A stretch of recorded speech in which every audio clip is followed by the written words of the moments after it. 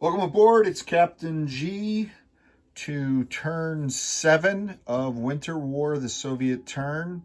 I think we figured out earlier that since the war itself was just over 100 days and there are 10 turns, every 3 turns, 30 days, more or less a month. So December of 1939, January of 1940. So we're starting now February of 1940. And we only have after this 3 more turns until the war ends in early March. The Soviets have barely succeeded in retaking the North.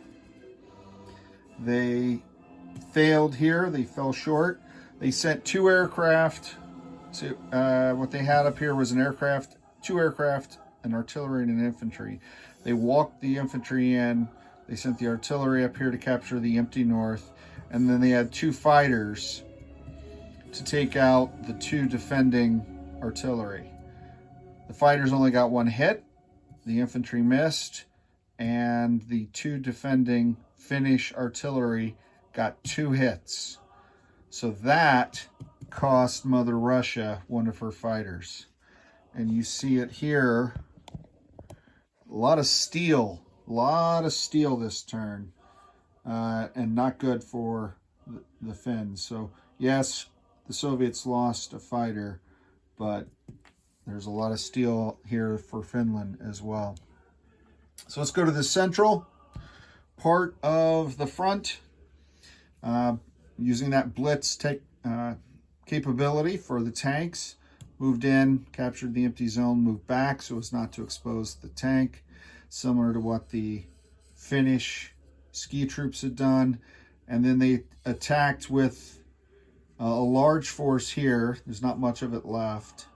I think it was 4 infantry, a couple artillery, and then all of this air to overwhelm and to get these hits. And they needed it. They did eventually wipe out that entire force, the Finnish Expeditionary Force, 3 armor. The artillery was here. So 3 armor, 2 ski troops, 2 infantry here in Kavalev. Sorry, I'm terrible with, I can't even say English words. So these 2 zones, I guess, now that I think about it, Russia should have sent a 2nd tank into here, but they did not. You know, that's why all these generals get fired all the time, because they make silly mistakes. They should have retaken Kem, that victory city, but they'll get it next turn. That just costs them 1 IC. And then they'll be able to pick these up. They reinforced here, choosing not to attack and further extend themselves and expose themselves to more crunch from the Finns. So they reinforced, they moved up their artillery, they landed all their air. They're poised now to make a push either for this factory zone here or down here on this frontier. So it'll be a big turn next time. We'll see what, if anything, the Finns can do to spoil the Russian plans. And then down here in the south, the Soviet naval juggernaut came into the zone. Now there was a defending Finnish mine. And so the way that, I think the only other time we had this, it was just 1 sub and it rolled 1 die and it missed. So the way the mine works is it gets, basically your fleet is entering a minefield and every ship individually has to roll. So the cruiser rolls, the destroyers rolls, the sub rolls, etc.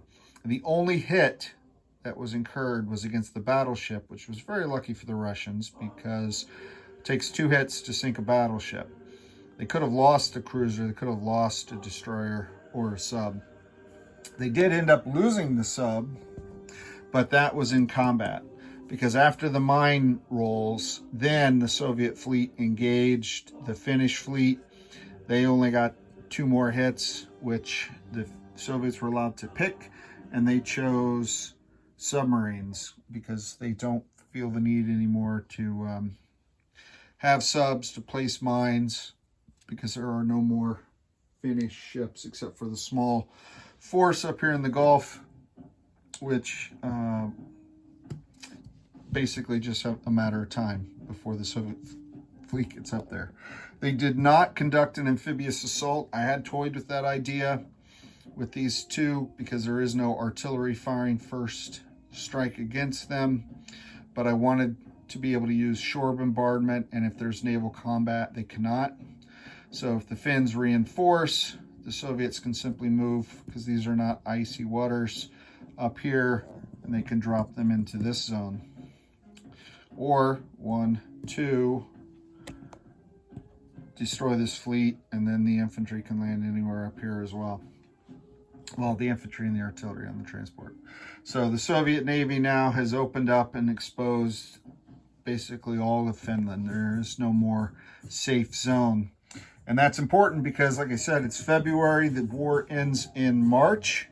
There are only 3 turns left. The income tracker now, Finland's back down to 28, and the Soviets are at 41. Not as high as they've been previously, but much better than they were at the end of Finnish turn.